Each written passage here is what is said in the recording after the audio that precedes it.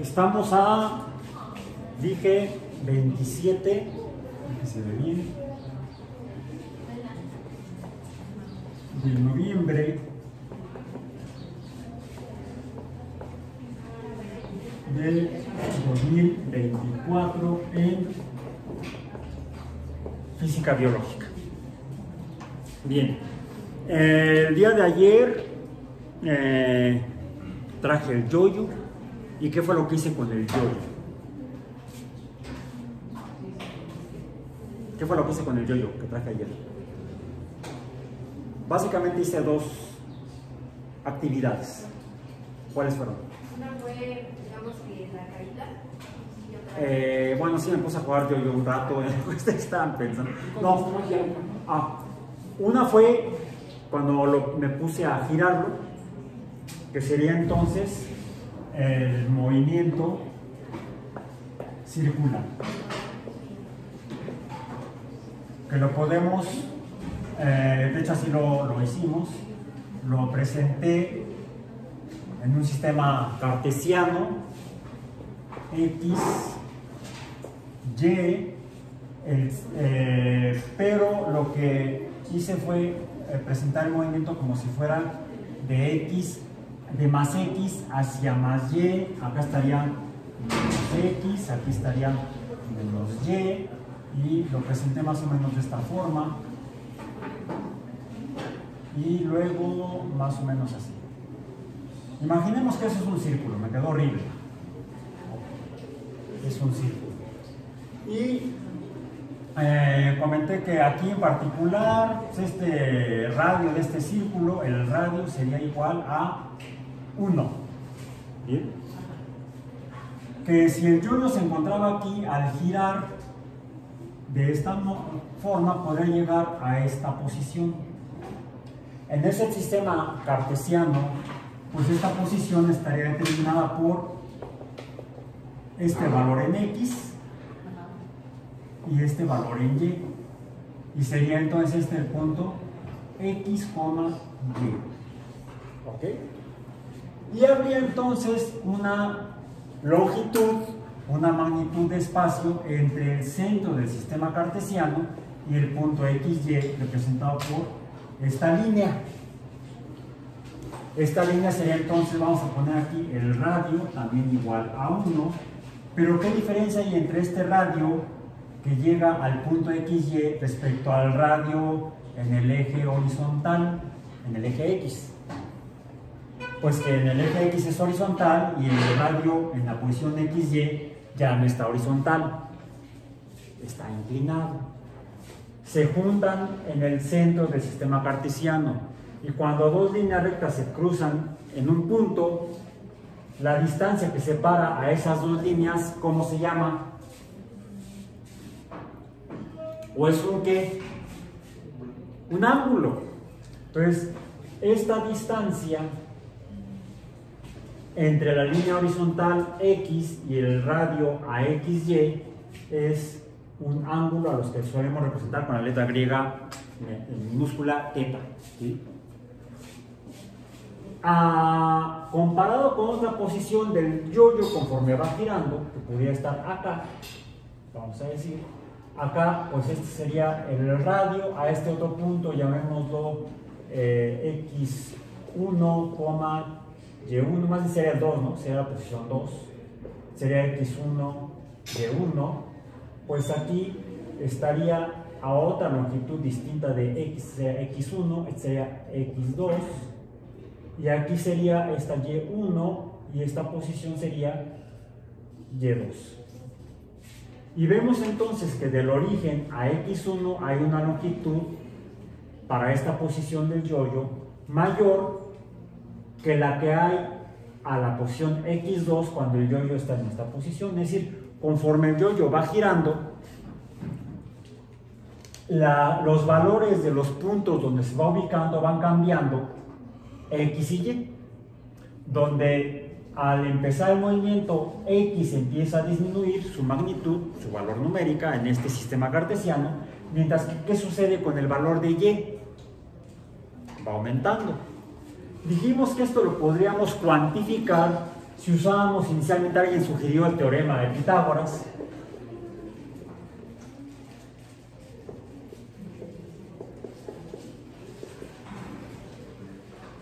Para el triángulo rectángulo, que les comenté que el teorema de Pitágoras de manera directa para el triángulo rectángulo no nos sería útil para medir los ángulos, pero sí los conceptos implicados o mencionados en el teorema de Pitágoras, que el teorema de Pitágoras, ¿qué nos describe? La proporción entre el radio que dentro de este círculo nos está dibujando, ¿no?, con las magnitudes X y Y, lo que sería un triángulo rectángulo. Que un triángulo rectángulo está formado por tres líneas rectas, dos de ellas unidas en un ángulo de 90 grados, o se llama rectángulo, es un ángulo recto, ¿sí? Y las que se unen precisamente en este ángulo de 90 grados, ¿cómo se llaman estas dos? ¿Qué nombre reciben estas dos líneas? Catetos, son los catetos del triángulo rectángulo, en los cuales vamos a ver, les dimos nombres ayer, ¿no? Al que está en el eje de X le llamamos el cateto A, y al que está paralelo al eje de Y le llamamos el cateto B, y al radio le llamamos C. Le pusimos la letra C. Aquí ya el plumón ya C está acabado. La tinta. El plumón no, aquí sigue. O la tinta ya no. Bueno. Y ayer mencionamos que hay una relación matemática, aritmética de hecho, entre las magnitudes de estos valores numéricos de A, B y C. Que de esta manera, la relación matemática que escribe el teorema de Pitágoras es que la suma... Ay, híjole. ¿Alguien tendrá otro plumón que me preste? Porque este ya está bailando. Sí, a ver. Ah, gracias. Ya no me dio tiempo de pasar a comprar otro ayer, que lo compraré hoy más tarde. Entonces, la suma de A más B, pero en forma cuadrática, o sea, al cuadrado, es igual a la magnitud de el radio C también al cuadrado. Este es el teorema de Pitágoras. La suma del cuadrado de los catetos es igual al cuadrado del lado C de ese triángulo rectángulo, que reciben el nombre de los A y B se llaman catetos, o reciben el nombre de catetos. El lado C recibe el nombre de hipotenusa. Eso alguien por ahí lo usa, el nombre de hipotenusa. Bueno. Ahora, como tal, el teorema de Pitágoras no nos es útil de manera directa para saber qué onda con este ángulo. ¿Cuál es la magnitud, por ejemplo, del ángulo cuando está en XY, el yoyo, comparado con el ángulo que forma cuando está ya en X2, Y2? ¿Sí?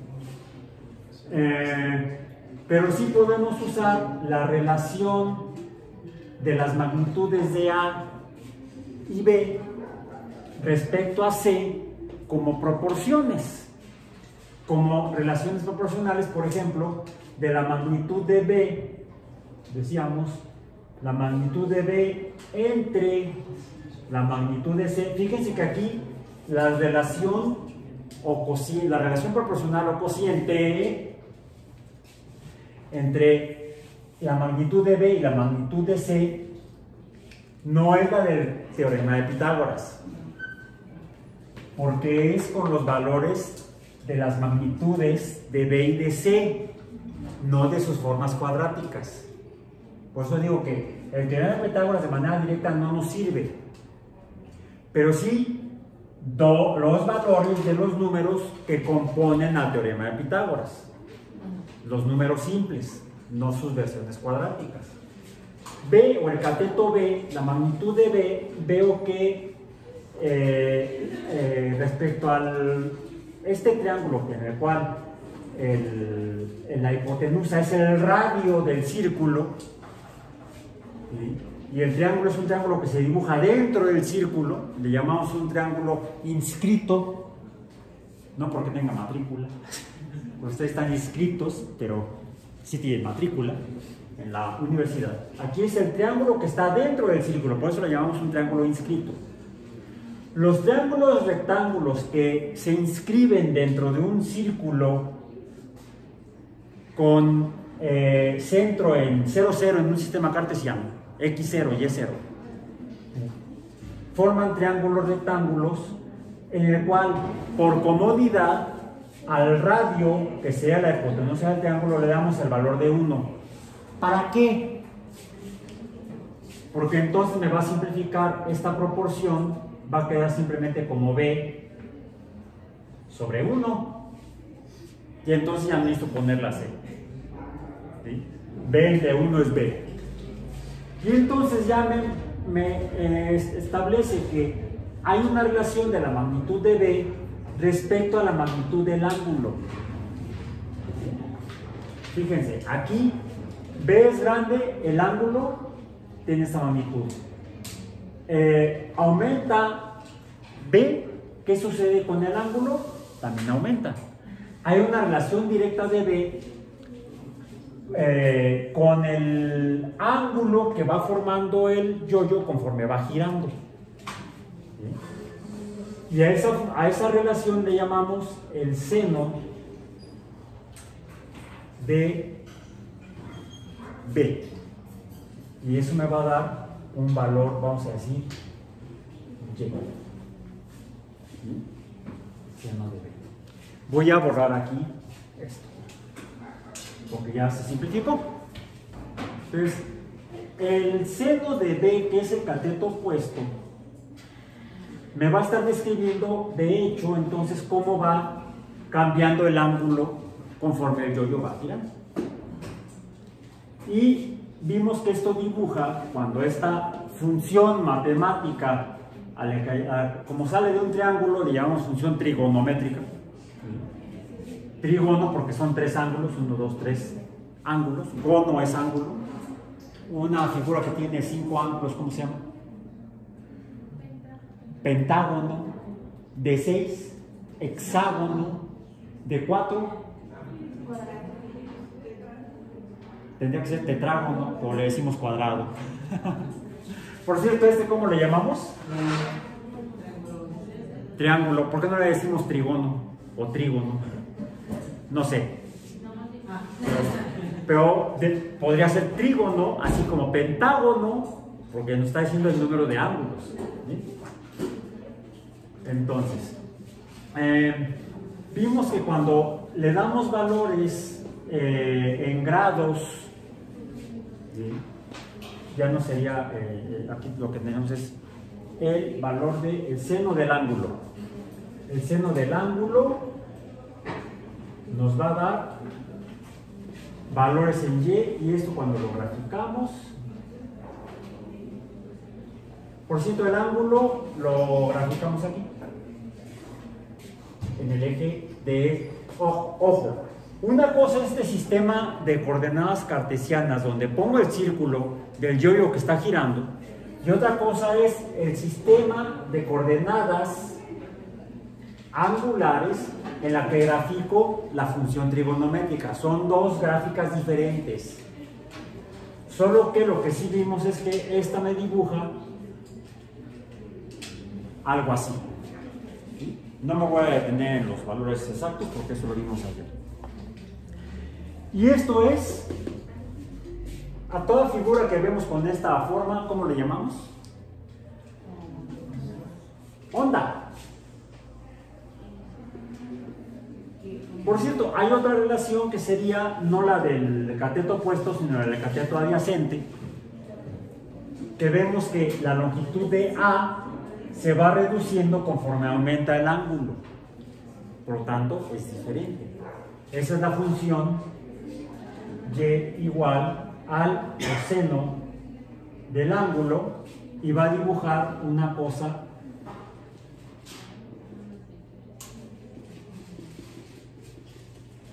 diferente, más o menos de este estilo. ¿Sí? Parece que es la misma onda, pero como corrida hacia la izquierda. Entonces, esta es una onda seno,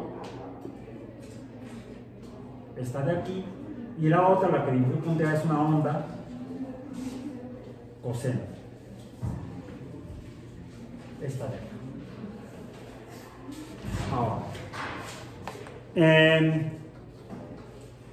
otra actividad que hice ayer con el yo-yo, ¿cuál fue? El péndulo, y moverlo así. ¿Y recuerdan qué sucedió cuando acorté el hilo? Oscilaba más veces entre unidad de tiempo. Vamos a ver. El péndulo entonces se dibuja, vamos a decir así, aquí está el yo-yo y se oscila de acá hacia acá de esta manera. Bien. ¿Formando qué? Ángulos también. De hecho, podemos decir, bueno, cuando el yo-yo se mueve hacia acá en esa oscilación de un péndulo, donde un péndulo lo definimos, este es un péndulo, este de acá es movimiento circular. El péndulo se parece al movimiento circular, empieza a moverse en la misma dirección, pero no se sigue, sino que se regresa. Será como un movimiento parcialmente circular.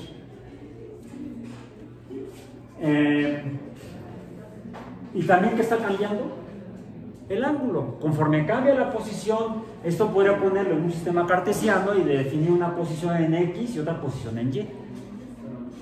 Solo que en lugar de dar la vuelta completa, el péndulo se regresa. Y vimos que si yo acorto el hilo del péndulo,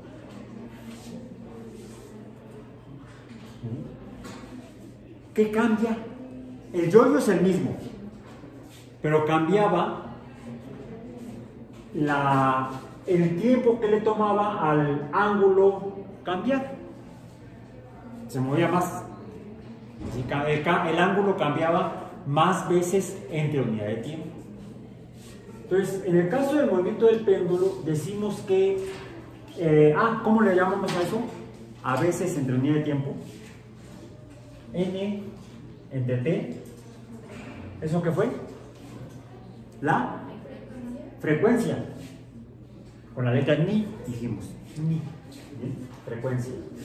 Entonces, ¿de qué depende la frecuencia con la que oscila un péndulo?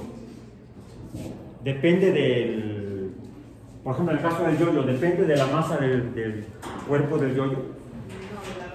Depende de la longitud del hilo.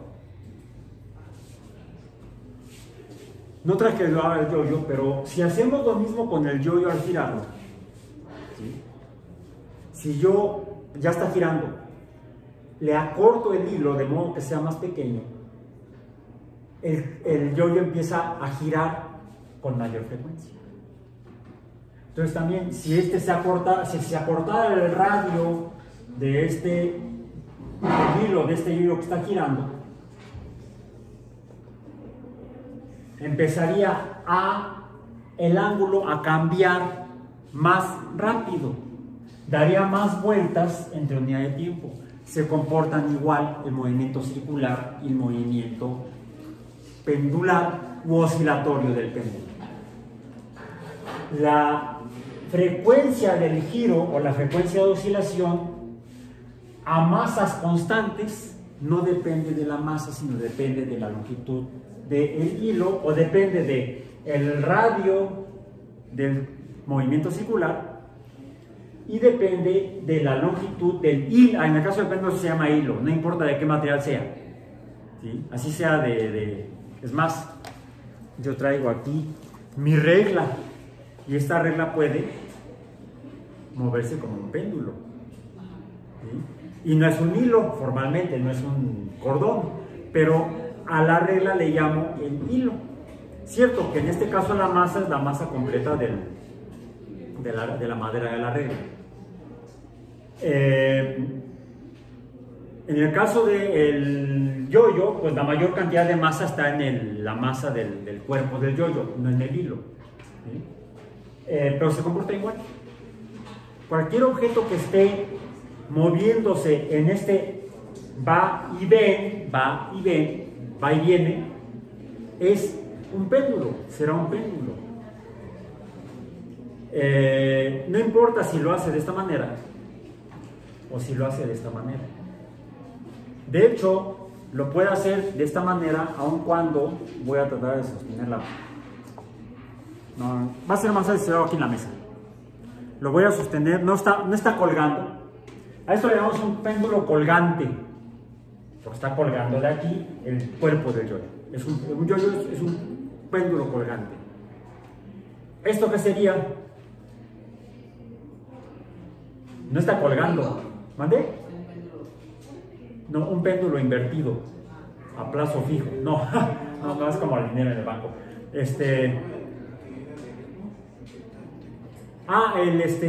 Los metrónomos antiguos funcionan con péndulos invertidos. Y la frecuencia de oscilación del péndulo invertido, por ejemplo, en un metrónomo, depende del radio que separa al punto de oscilación, vamos a decir al centro o al eje, de todos los péndulos de los metrónomos tienen una masa, hagan de cuenta como el cuerpo del yoyo, nada más está al revés. ¿Sí? Y la oscilación, la frecuencia de oscilación depende de la distancia que separa a la masa del metrónomo del punto de oscilación.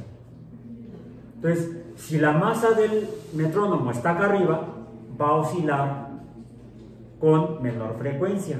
Pac, pac, pac, pac. Por ejemplo, si quiero tocar un adagio es una pieza muy lenta, puede ser aburrida o luctuosa. ¿Sí? Las piezas que se han compuesto, por ejemplo, para ceremonias luctuosas, para funerales, van lentas, ¿sí? Tienen poca frecuencia el ritmo en la música, porque es una música triste, ¿sí? En cambio, las músicas para los bailes, el ritmo o la frecuencia para un baile, ¿cómo le hacemos al metrónomo? Pues le bajamos la masa para que entonces oscile. Al reducirse la longitud del hilo, en este caso del péndulo invertido, pues va a oscilar a una frecuencia mayor. Tac, tac, tac, tac, tac, tac, tac, tac. Entonces es una música más alegre. ¿Sí? Bueno, depende de quién haya muerto, por ahí algunos ponen música. Es que fue el compositor, el músico, el cantante, y entonces le ponen música alegre. O qué bueno, ya se murió, vamos a heredar. No, eso no. Eso no es bonito. Ahora, esto es el caso de un péndulo invertido. Pero el péndulo no tiene por qué estar colgando solamente o solamente invertido, sino que puede ser de esta manera. ¿Cómo estaría? Estoy poniendo las reglas sobre la mesa. Sería entonces horizontal. ¿Qué sucede si jalo la regla hacia abajo con una mano, la sostengo con la otra sobre la mesa y la suelto? ¿Qué está haciendo? Está oscilando como el péndulo. Solo que a este tipo de movimiento ya no le llamamos péndulo u oscilación, aunque es un péndulo horizontal. ¿Sí? A ver, es una regla de 30 centímetros. Para que no se caiga, la voy a poner 2 centímetros sobre la mesa. Quiere decir que hay 28 centímetros de la regla en el aire. La perturbo. ¿Cómo sonó? ¿Escucharon? Voy a acortar la longitud de la regla que está en el aire a 20 centímetros. O sea, 10 centímetros están sobre la mesa. La voy a perturbar. ¿Suena igual? ¿Se acuerdan ayer que traje las baquetas y me puse a tocar a golpear diferentes objetos? Voy a cortarla todavía más a 15 centímetros en el aire.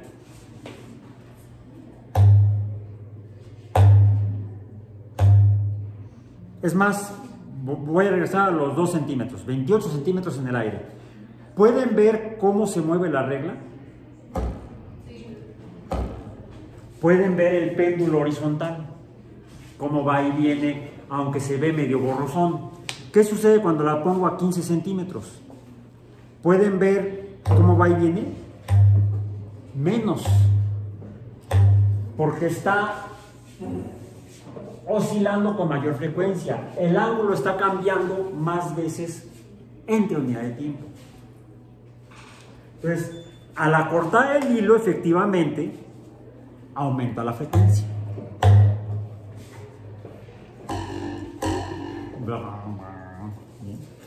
Sonó como ese instrumento australiano, ¿no? ¿Cómo se llama? No me acuerdo. Es más que se sopla. No me acuerdo. No, el saxofón es europeo, no es australiano. No, se me fue el nombre, pero bueno. Ok. Entonces parece que los fenómenos... a estos le dijimos fenómenos ¿qué?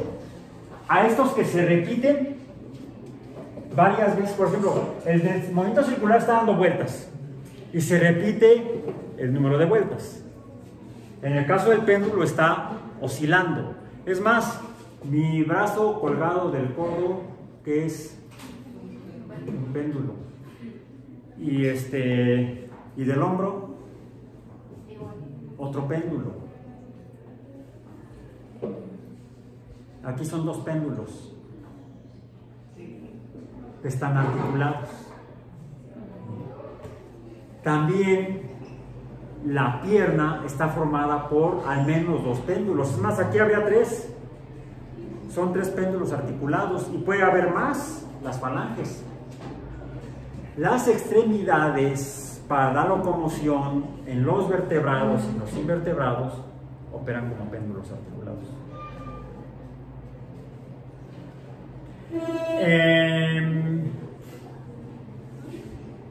¿Todas las personas caminan igual en cuanto a la frecuencia? No. Depende de la talla, depende de la longitud del hilo. ¿Sí? Alguien diría, sí, profesor, bájate de la gallina porque la vas a pandear, me decían cuando le ponía el short. Ok, sí, siempre he sido flaquito. Bueno, entonces, todos estos fenómenos, el movimiento circular, el movimiento, a este le llamamos oscilaciones. Del péndulo es movimiento oscilatorio. Y ese de todo péndulo, no importa si es rígido como la regla, si es colgante o es invertido o es horizontal, son movimientos oscilatorios. Y uno que es parecido al oscilatorio, que lo vemos aquí, es más, ¿cómo le llamamos a esto? ¿Qué hace la regla? ¿Qué diría una persona que viera que estoy haciendo esto con la regla? ¿Qué diría de la regla? ¿Qué está haciendo la regla? Está vibrando. Las vibraciones son movimientos oscilatorios. Las good vibrations, por ejemplo. ¿Sí? Y todos estos son lo que llamamos fenómenos periódicos. Todos se describen mediante funciones trigonométricas, como seno y coseno. Pero no solamente eso, también, por ejemplo, que está aquí, nada más que aquí el problema con esta es que como tiene masa, es materia, pues sobre ella está actuando la aceleración de gravedad. Por eso es que se cuelga.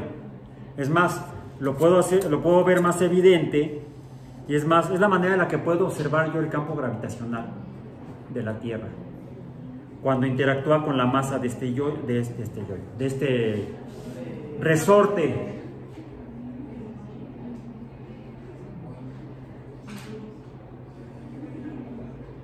Lo que están viendo es la deformación que produce. Déjenme cambiarlo porque no se ve bien en la cámara, como es rojo, anaranjado. Vamos a ver con este rojo. Se ve un poco mejor.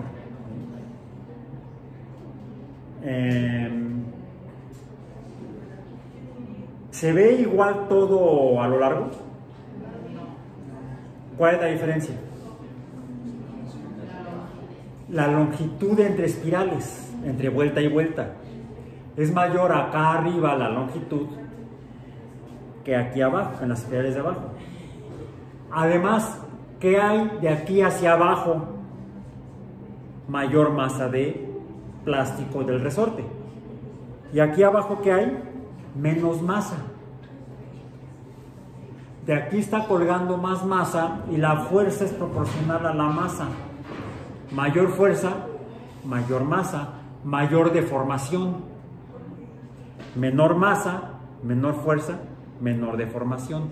Estamos viendo lo que describió Newton como la fuerza de gravedad, la deformación del espacio por la masa de los cuerpos que lo ocupan. Estamos viendo un hoyo negro, no, un hoyo rojo. Y incluso ocurre algo interesante cuando tenemos... El problema es que como lo moví, todo ese movimiento se conserva y por eso estaba oscilando. Pero vemos mayor perturbación acá arriba, mayor longitud, menor acá abajo. Mayor masa desde aquí arriba, menor masa en las últimas espirales. ¿Dónde hay mayor fuerza? No, acá arriba. Acá arriba hay más masa y la perturbación es proporcional a la masa. El cambio en el movimiento, aceleración o fuerza es proporcional a la masa. De acá arriba cuelga más masa que de allá abajo. ¿Qué sucede si suelto yo el resorte? Se va a caer. ¿Pero cómo va a caer? Véanlo, porque no lo voy a repetir. En 3, 2, 1.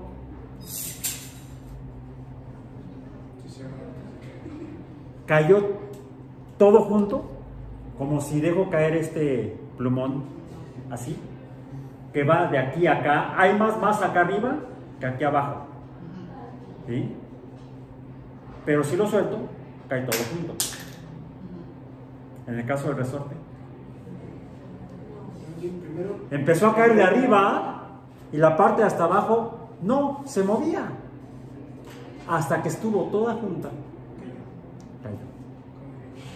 Hasta la fecha ningún físico puede explicar.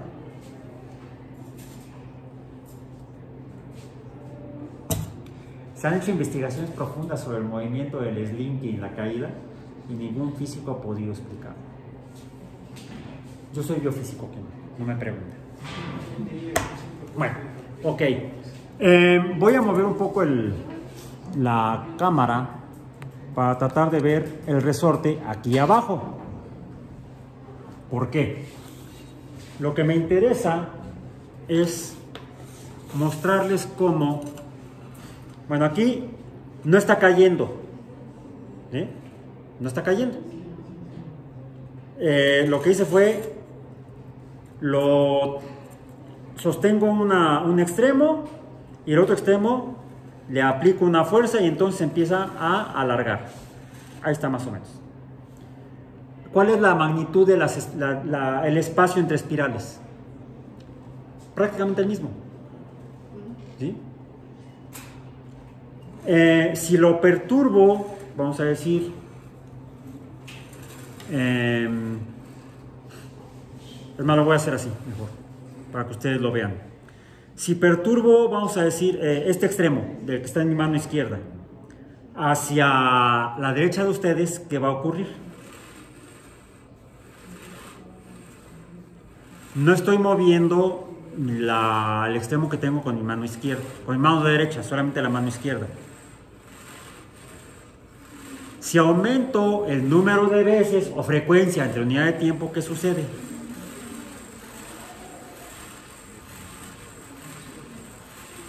Si aumento todavía más la frecuencia, ¿qué se forma? Ondas. Aumento la frecuencia. A mayor frecuencia, mayor el número de ondas. O menor la distancia entre, vamos a decir, el inicio de la onda y el término de la onda, como una vuelta completa. Aquí, en el movimiento circular, comienza aquí y da una vuelta completa hasta acá. En la onda seno, hicimos el cálculo ayer, comienza aquí y la vuelta completa es acá, que es a lo que llamamos un periodo. Una vuelta completa es un periodo. Una subida y bajada y regreso bajada hasta el mínimo y regreso al cero en la onda seno sería un periodo. Un periodo. Si diera dos, serían dos periodos. Digamos que hasta acá, hasta aquí, serían dos periodos. Bien. Podemos ver, a ver, cuenten. Voy a alargar ¿a qué distancia está? No traje bueno, de aquí son 30 centímetros, 60 centímetros a la cámara. Vamos a poner 60 centímetros, aquí está. 60 centímetros. Voy a alargar el resorte 60 centímetros, ahí está. Bien. Y lo voy a hacer oscilar. Ahí, díjame, ahí está. Ustedes cuenten el número de veces por unidad entre segundo. 1, a ver. Es más, déjenme poner también el cronómetro. Voy a poner acá el cronómetro. Ok. Necesito desbloquear para poder activar el cronómetro. Aquí está mi cronómetro, correcto. Stopwatch. Lo voy a echar a andar. Ya está corriendo. Y lo voy a mover en una frecuencia de un movimiento, una vuelta completa. Tiene que partir del origen, que es este, le llamamos el punto de equilibrio. ¿Sí? Tiene que ir hacia un lado, regresar al extremo opuesto y regresar al punto de equilibrio. Eso sería un periodo. ¿Ok? Voy a tratar de que sea un periodo entre segundo, o la unidad se llama hertz, con H. Hertz. Y termina en Z. Hertz. Hertz. Bien, bueno. Un hertz, allá le dicen hercio. Aquí le decimos hertz. A un hertz. 4, 3, 2, 1, 1, 2, 3, 4, 5, 6, 7, 8, 9. ¿Se dan cuenta? Se ve una onda completa. Quiere decir que a 60 centímetros este resorte tiene una frecuencia de oscilación de 1 hertz. ¿Qué pasa si lo hago a medio hertz? O sea, 1 cada 2 segundos. 1, 2, 3, 4. No se alcanza a ver la onda completa. ¿Qué pasa si lo hago a 3 hertz? 1, 2, 3. Estoy viendo 3 ondas. 3 periodos completos. Le atiné a los 60 centímetros. ¿Sí? Si aumento la frecuencia, va a aumentar el número de ondas, el número de periodos. Entonces, la frecuencia es proporcional al número de vueltas completas o periodos en una onda de tipo seno. Por cierto, como está pasando, en este caso el resorte, de un extremo a otro a través de la línea de equilibrio, o digamos que el eje de X, a este tipo de onda le llamamos onda transversal. Esta es una onda transversal. Entonces, hasta aquí tendríamos tres fenómenos periódicos: el movimiento circular, el movimiento oscilatorio o vibratorio, como en los péndulos, y las ondas transversales. Van tres. Pero hay más. ¿Vieron lo que pasó cuando cayó? ¿Qué pasó? Se movió el resorte en línea recta, más o menos, digamos que en el eje de Y. Pongámoslo aquí. ¿Qué sucede si ahora lo que perturbo es otra vez con mi mano izquierda al resorte, pero no atravesando la línea de equilibrio, sino voy a empujar el resorte? ¿Vieron lo que ocurrió? ¿Qué ocurrió?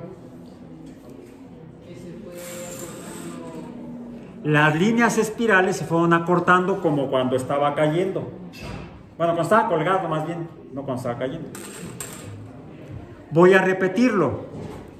1, 2, 3, 4, 5, 6, 7, 8. ¿Qué es lo que tenemos aquí? Un fenómeno que se está repitiendo con una cierta frecuencia, aproximadamente 1 Hz, y lo que vemos es cómo varía la longitud entre espirales. Es un fenómeno que se repite, es un fenómeno periódico. ¿Qué se debe estar formando? Ya vimos que en el caso del movimiento circular se puede representar como ondas. ¿Sí? El péndulo también se puede representar como ondas. Si por ejemplo tengo el péndulo y lo desplazo para arriba, ¿qué estaría dibujando? El extremo del péndulo. Ondas. Por supuesto, las ondas dibujan ondas, las ondas transversales, y también esta le podemos llamar onda, pero como se mueve en una línea recta, no se llama onda transversal, se llama onda longitudinal, porque es a lo largo de una línea recta o una dimensión de una longitud. Y también puede suceder a diferentes frecuencias. Veamos ahora. Mayor frecuencia, menor frecuencia. Y ocurre algo interesante también en las ondas. Por ejemplo, cuando es más evidente en la onda longitudinal. Ahora voy a perturbar la mano derecha. Voy a empujar con la mano derecha el resorte. ¿Vieron lo que ocurrió? Se regresó. Y esto tiene un nombre que es característico de todas las ondas. ¿Cómo se llama esto?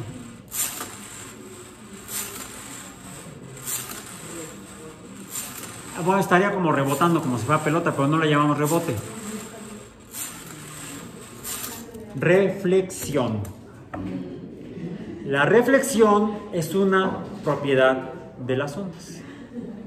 Mañana vamos a continuar viendo algunas otras propiedades de los fenómenos periódicos, en particular en cuanto a las ondas. Y con esto terminaríamos la revisión de estos conceptos en cuanto a nuestro capítulo de fenómenos periódicos. Vamos a proceder entonces ahora a la primera evaluación parcial. Por eso terminamos nuestra sesión aquí en el laboratorio.